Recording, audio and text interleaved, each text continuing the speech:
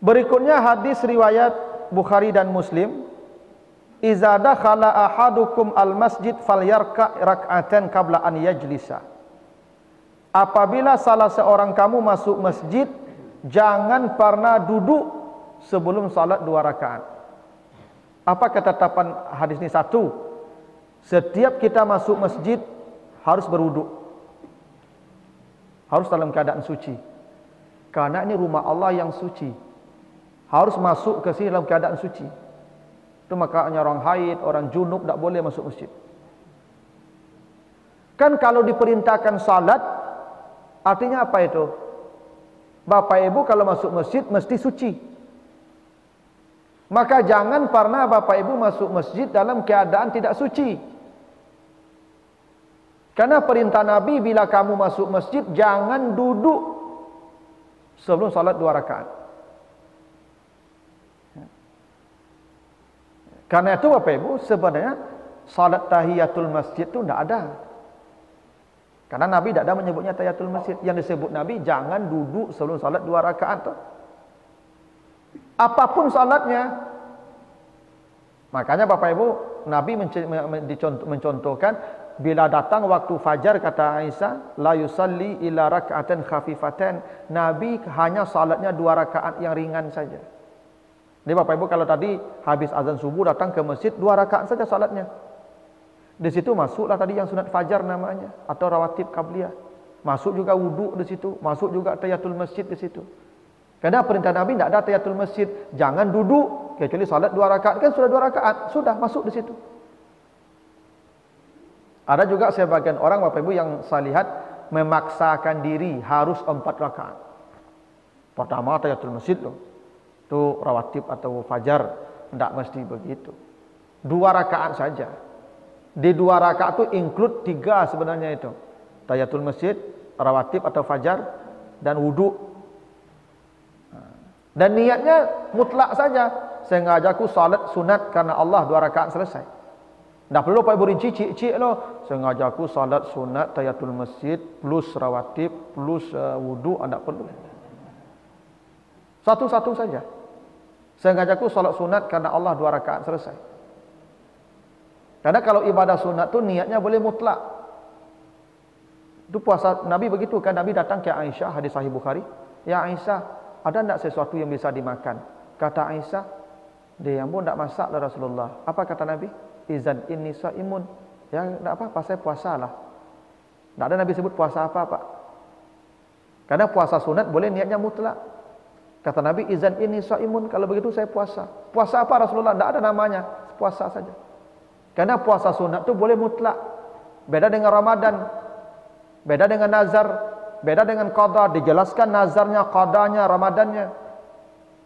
Kalau tidak sah. Kalau sunat, misalnya ketemu, ini puasa Asyura, ketemu hari Kamis, udah sengajaku puasa karena Allah. Dapat Senin, dapat Kamis, dapat Asyura. Itu aturannya. Jadi perintah Nabi, bila kamu masuk masjid, jangan duduk sebelum salat 2 rakaat. Nah, hadis berikutnya, hadis riwayat Abu Dawud, innal musalli yunaji rabbah. Orang yang salat itu sedang berdialog dengan Tuhannya. Falyanzur bima yunaji bihi wala yajhar ba'dakum ala ba'dil bil Qur'an. Maka kalau kamu berada di dalam masjid, orang sedang salat, jangan kamu keraskan bacaanmu, Qur'anmu sehingga mengganggu mereka yang sedang berdialog dengan Tuhannya. Tuh, Bapak Ibu kalau masuk masjid, orang sedang salat sunat, jangan baca Quran dengan suara keras. Karena orang ini sedang berdialog dengan Tuhannya, jangan ganggu dialog dia. Ada sebagian orang Bapak Ibu tidak peduli. Orang lagi salat sunat, dia baca Quran saja keras-keras.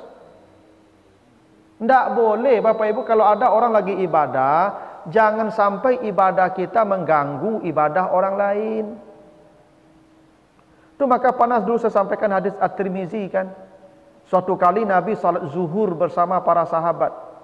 Lalu Nabi mendengar di belakang ada orang membaca ayat Sabbihisma rabbikal a'la. Dia salat zuhur itu, jadi makmum dia. Dia baca ayat kencang, terdengar oleh Nabi jadi imam. Begitu Nabi selesai Assalamualaikum, Nabi tanya, man qara'a bi khalfi bi Sabbihisma rabbikal a'la. siapa tadi yang baca Sabbihisma rabbikal a'la tu? Ada sahabat saya ya Rasulullah, tapi saya tidak membaca itu kecuali hanya ingin dapat kebaikan dari Allah. Apa kata Nabi? Kad ala janiha, engkau telah bermaksiat dalam salatmu. Kan ada orang begitu, Allahu Akbar. Sehingga orang di sebelah pun hilang konsentrasinya mendengar bacaan apa ibu yang kancang tu. Ini dalam salat, apalagi di luar salat orang lagi beribadah. Tak boleh mengganggu Bapak Ibu. Jadi ke depan Bapak Ibu kalau ada orang sedang beribadah, apalagi ibadah wajib tu, tak boleh mengganggu orang ibadah kita. Adab di masjid begitu. Maka pernah saya katakan, kalau di komplek-komplek masjid berdekat-dekatan, jangan bacaan imam yang satu mengganggu bacaan imam yang lain. Jangan mic-nya pakai mic luar. Kalau sudah salat pakai mic dalam saja. Kalau azan betul panggillah orang sejauh-jauh mungkin. Tapi kalau sudah salat untuk apa lagi dikeraskan keluar masjid? Karena yang wajib mendengar bacaan imam yang ada dalam masjid saja. Memangnya ada orang jadi makmum 3 kilo di belakang jalan gadang itu tuh. Itu mengalir sekali-kali itu banyak bacaan imam di masjid ke Pak.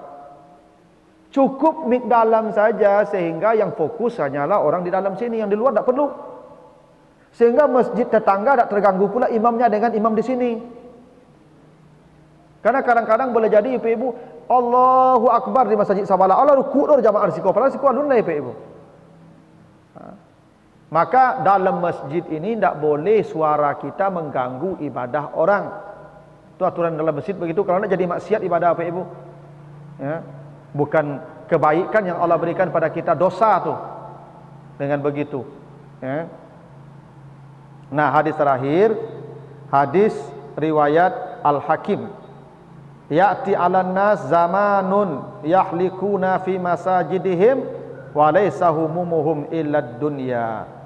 Akan datang satu masa kata Nabi di mana orang-orang berhalaqah, ya, berhalaqah duduk berkumpul-kumpul di masjid-masjid, wa laysa humumuhum illa dunya, tapi yang mereka bicarakan tidak lain kecuali hanya dunia.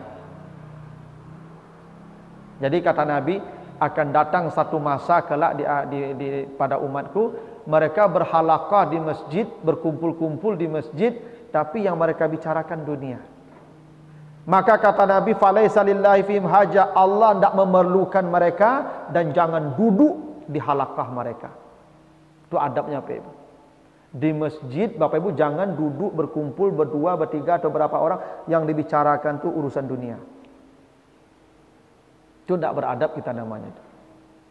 Bapak sama-sama menggali di pasar, itu bertanya haragoiko, itu tidak boleh. Urusan dunia tidak boleh dibicarakan di masjid. Betul Nabi itu musyawarah soal perang, memang strategi perang di masjid dulu diatur. Tapi kan perang bukan untuk dunia, membela agama Allah. Oh, Nabi musyawarah di masjid betul, tapi musyawarah dalam konteks i'la'u kalimatillah, meninggikan kalimat Allah. Ini yang diurus bisnis. Maka kata Allah, kalau ada orang ketemu begitu dalam masjid, jangan duduk dengan mereka. Pulang. Kadang ada ibu-ibu ni arisan di masjid, ya tahu, sambil menggalih. Ya. Walaupun online galih itu, Bu, kau ada contoh jilbab dan sya'ah. Makanya kata Nabi, kalau ada orang berjualan, berbisnis, berdagang di masjid, katakan padanya, la yarbahillahu tijaratakum, semoga Allah menghancurkan bisnismu. Karena dia tidak beradab di rumah Allah itu. Maka di rumah Allah ini tidak boleh ada urusan-urusan dunia yang kita bincang Bapak Ibu. Makanya kata Nabi, tidak boleh menjadikan masjid itu mahkamah, pengadilan. Tidak boleh juga. Ada orang tertangkap melakukan maksiat itu dibawa ke masjid, disidang di masjid, lagi dando, itu tidak boleh Bapak Ibu. Urusan-urusan begitu tidak boleh di rumah Allah. Nah, inilah Bapak Ibu ya beberapa ketentuan agar kedatangan dan kehadiran kita di masjid ini benar-benar menjadi ibadah yang besar yang kelak di akhirat Allah janjikan kita tempat yang sejuk ketika manusia berdiri kepanasan. 1, pakailah pakaian yang paling indah. 2, ya, jangan memakan sesuatu yang beraroma tidak sedap lalu kita datang ke masjid. Ya. Yang ketiga, bersucilah masuk masjid dan salatlah sebelum kita duduk.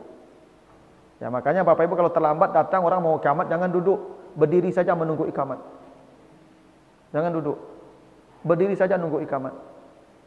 Apa bacanya? Nabi ajarkan subhanallah walhamdulillah wala ilaha illallah wallahu akbar sampai iqamat. Jangan mota lah. Aduh nyo tagak Bapak Ibu mota sampai tagak tu. Enggak. Nah, yang keempat, ya, jangan pakai aroma parfum. Ibu-ibu terutama nih, pakai parfum yang aromanya mencolok. Yang kelima, ya, jangan mengeraskan suara di dalam masjid. Dan yang keenam, jangan bicarakan urusan dunia di masjid. Nah, kalau ini kita coba ya, menjaga diri kita dari aturan-aturan ini, insya Allah baru kita termasuk 1 dari 7 manusia yang diamankan kelak di padang mahsyar. Begitulah Bapak Ibu. Kalau ada pertanyaan saya persilahkan. Kalau tidak kita cukup begitu. Silakan Pak. Kita berada di masjid, jika ada orang sholat, tadi tidak usah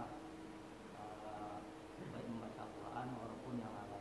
Tapi kebanyakan sholat Jumat sekarang, apakah pengurus masjid tidak tahu bahwasanya sekarang Jumat, kemudian mic atau tip diputar kaset, bahkan di saat orang mau azan aja lagi diambil jablan tahiyat, sementara orang banyak yang zikir.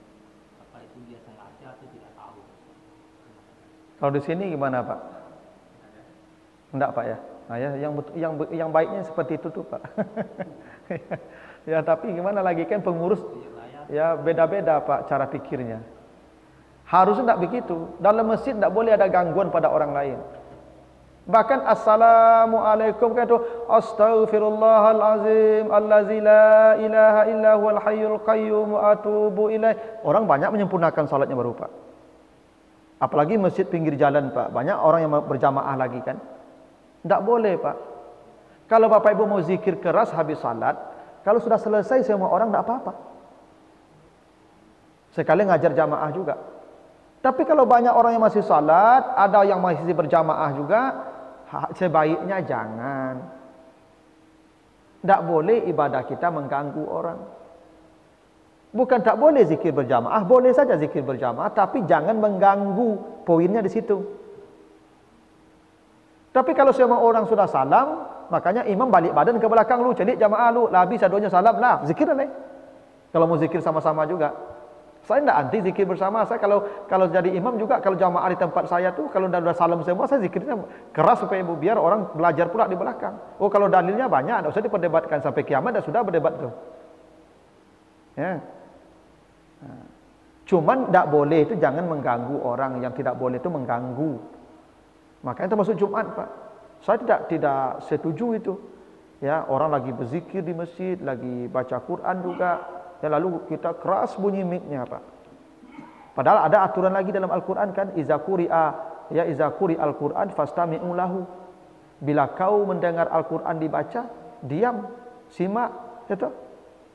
Akan jadi susah nanti itu Pak. Ya, jadi sebaiknya, tapi kalau subuh untuk membangunkan orang boleh jadilah, tidak apa-apa, agak 1/4 jam menjelang azan atau ya 20 menit supaya orang siap-siap. Ya. Tapi kalau ada orang yang sedang beribadah itu sebaiknya jangan. Tapi begitulah Pak, memang harus sosialisasinya. Ya. Kalau saya lebih senang begitu tuh Pak, tidak ada gangguan orang lagi berzikir di masjid itu hari Jumat itu. Ya sampai azan. Kalau mau baca sendiri-sendiri saja. Gitu.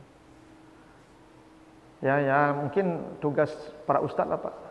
Ya, mudah-mudahan ini didengar juga nih, karena ini nanti di upload juga. Begitulah Bapak Ibu ya, mudah-mudahan ada manfaatnya, lebih kurang mohon maaf. Subhanakallahumma wa bihamdika asyhadu an la ilaha illa anta astaghfiruka wa atubu ilaika. Wassalamualaikum warahmatullahi wabarakatuh.